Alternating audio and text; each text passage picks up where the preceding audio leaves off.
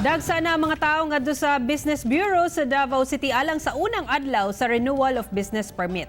Gilaraw sa kagamhanang lokal sa Davao nga dili mubos sa 41,000 ka negosyo ang mopa-renew karong bulana. Ani report ni Sheila Vergara Rubio. Sayo sa buntag sa unang adlaw sa renewal of business permit, milinya na si Chan Dison aron ma-renew ang permit sa boarding house sa iyang inahan. Mas maayo kuno nga magsayo aron dili na maperwisyo. Since walay work sa ako na side, mas gamay pamanggod ang tao pag ing-ani nga mga panahon. Yes, every year since before pa. Niadtong Disyembre pa lang nag-awhag na sa publiko ang Business Bureau nga sayo mo proseso sa renewal. Gani niadtong Disyembre aduna nay 3,600 nga naka-early printing. Busa karong Enero, step 2 na sila sa proseso. As of December 31, naatay katong issued yun nga permits, naatay 41,296.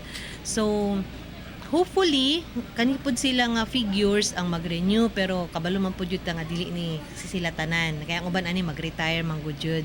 One-stop shop ang sistema aron dili na maglisod ang katawhan sa pagkuha og rekisitos.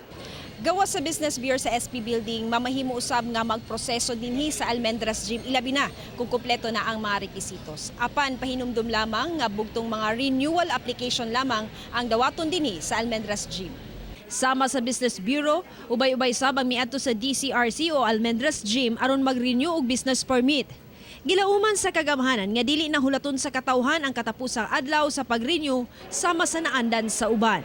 Kay karon gani nga first day, kung makita nato, medyo daan naman, dakan nag-process. Pero di lang sila magpaabot atong mga last 2 weeks. Kauban si Bebot Kahes sa kamera. Ako si Sheila Vergara Rubio para sa One Mindanao.